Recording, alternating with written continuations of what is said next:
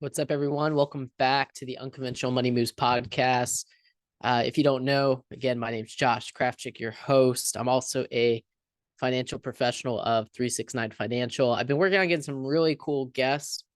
Just been trying to get everyone scheduled, and with the holidays coming up, uh, right now there's a little bit of a lull period, and I don't want to just have guests on the show for the sake of being guests. So this episode, I just want to talk to you about what's happening in the investment world. If that's not of interest to you, then feel free to hop off now. No big deal. Hope you're having a fantastic rest of your 2023. Essentially, a couple of things happened, and I want to talk about 2022 for a moment because 2022 was a detrimental year in terms of the stock market investing, whether you're in stocks, bonds, crypto, everything except seems like real estate didn't do too hot. But now that interest rates have gone up, it's priced a lot of people out from being able to purchase real estate. And we're starting to see the repercussions of that now in 2023, heading into 2024. So a little bit of background about 2022 is the technology companies underperformed other companies for the first time in a long time in 2022, as well as interest rates went up at the fastest rate in a long time. I'm not exactly sure how many years, but interest rates skyrocketed, and that hasn't happened in quite some time. So what happened is if you were invested conservatively, let's just say you're at or approaching retirement and you had a 50-50 portfolio, well, the quote unquote safe part of your investments didn't do well because interest rates went up so much. And since interest rates went up so much, it caused the stock market to pull back. So something that we looked into was, well, what's happening? Well, one, bonds are definitely not the place to be in 2022. Now in 2023, I said that twice, 2023, we're starting to see people, including Warren Buffett, buy treasury notes, bills, things like that, because the rates for like a 2-year treasury went over 5%, which is actually a pretty good rate for something that is typically a very safe investment from the US government. In addition to now just starting to get in the bonds, looking at 2022, what I decided to do was to invest more into technology companies, because technology companies typically are now considered consumer staples. I mean, if I take your phone away and you go out into the world, you're definitely not going to be able to live as easily without a phone than with a phone. It's pretty much a necessity to have technology in your pocket each and every day. So these technology companies got demolished. So what we looked into was investing in those well-established, large companies that have a big moat. So by a big moat, what I mean by that is they are super diversified within the company. And that's something not a lot of people know about, is if you invest in a single company back 50, 60 years ago, that company might have had one revenue stream. Let's just say they made widgets. They were dependent on selling those widgets in order to produce an income. Now, as these companies get larger and larger, they diversify their income stream, creating a moat to protect the company. If one thing fails, 9, 10, 11 other things can pick up the lack in revenue that might be happening in one project over here. So what I did was invest in these companies to take advantage of the discounted price. When there's blood in the markets, that's when you want to definitely be purchasing investments. It's just like right now, everything's on sale for Black Friday a couple weeks ago. Heading into the holiday rush, people are looking for the best deals when it comes to buying things. Investing is no different. And that's why it's always important to have some money on the sidelines, have cash that can be used as ammunition in order to help you propel forward with your financial future and with building your wealth. With that being said, by investing in these technology companies, we've now seen them rebound. And those technology companies, especially the largest ones, have propelled the stock market to do very well this year. What is important to remember is, depending on when you started investing, if you look at the last 2-year performance of the technology companies, the overall stock market, or even the Dow Jones, the performance is pretty flat. So what's important to remember is as you get further away from 2 years, 3 years, 4 years, 5 years, once you start looking at 5-year periods, that's typically when you start to separate yourself from performance that might be a bit lackluster to start seeing compounding gains over time. And moving into 2024, the big thing for us to look at is what's going to happen with interest rates.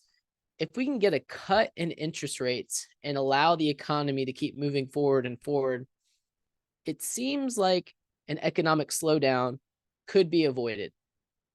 However, with a recession that was being called in 2023 being pushed further down the field, we're not 100% sure how 2024 is going to react. If we're able to get the interest rates to calm down a little bit, maybe even cut interest rates to help boost the economy, a recession probably would not happen. What a lot of experts are actually saying nowadays is if you look at 2023, the performance of the overall markets, and you were to pull out those large companies, and there's only about 6 or 7 of them that have really pushed the investment world forward. Most of the other companies haven't done fairly well. So if you look at 2023 and you take out some of those large companies, it could be considered that 2023 was a bit of a slowdown, which is what a recession is. It's just a slowdown, an economic slowdown. It's not anything that's super crazy, like a depression, like a lot of people back in the, what was it, the 20s or 30s, something like that. Maybe a little bit before that. I can't remember. It's late in the day. So with that being said, if we do get into a recession next year, it seems like it would be pretty mild. It's not going to be anything like 2008. We had the COVID recession, which was super quick. I mean, things went down and then up within a matter of months. So moving into 2024, I'm definitely looking into purchasing less sexy companies, companies that get their cash flow from predictable sources, such as maybe you think of them as like a grocery store, or how do you fill up your car? You go to a gas station. And looking into those sort of avenues that produce dividends, have solid cash flows, and maybe they're still a little bit underpriced from what they're doing. Other than that, moving into 2024, if you're at the end of the year here in 2023 and you've been seeing big gains in your accounts, now may be a time to either, one, scale back, especially if you're heading towards retirement and you aren't saving as much money as you once did to get to this point in time. Or if you are saving a lot of money, you've been pumping into your investment accounts. Something that a lot of people don't realize is cash is a position. If you look at Warren Buffett and how much cash he has, it's billions of dollars. Why would he have billions of dollars? Well, he can invest into short-term treasuries, get a guaranteed rate. He can wait to see where things are priced in the market. And obviously, none of us have as much money as Warren Buffett, unless maybe you're Jeff Bezos or Elon Musk listening to this podcast right now, which is highly unlikely. But what you can do is shift from an offensive mindset to a defensive mindset. And by what I mean playing defense is maybe start stacking up some extra cash. If you have some debt, get the debt paid off, and then start stacking up that cash, and just keep your eyes open for any opportunities that may start to present themselves that currently aren't available right now, because things have scaled up a bit. Things have gotten more expensive, and it's very important with investing to remain patient. You're not going to get wealthy today. What you can do is by remaining patient, and if you're invested in the market, you're not going to miss out on any opportunities. And at the same time, you could hedge your bets just in case we get some sort of pullback, and then you're going to find yourself prepared because you'll have some cash on the sidelines, and you can go ahead and deploy that cash into investment that may be trading at $100 today. Maybe it scales back to $90 or $80 in the next 12 to 18 months. Obviously, there's no guarantees with that, but what goes up must come down. You know, gravity is a heck of a force, And with investing, it's a roller coaster ride of emotions, keeping your emotions in check, and making sure that you stay invested, because ultimately, when it comes to betting on your future and betting on the investment world, historically speaking, is always paid to bet on the positivity that investments over the course of time, despite at the prices they may be today, have always progressed forward. And America has always been the leader when it comes to investments. And the best place to place your money is into well-established companies that are based here right in the United States. So that's all I got for y'all today. I appreciate y'all. Look forward to many more episodes heading into 2024.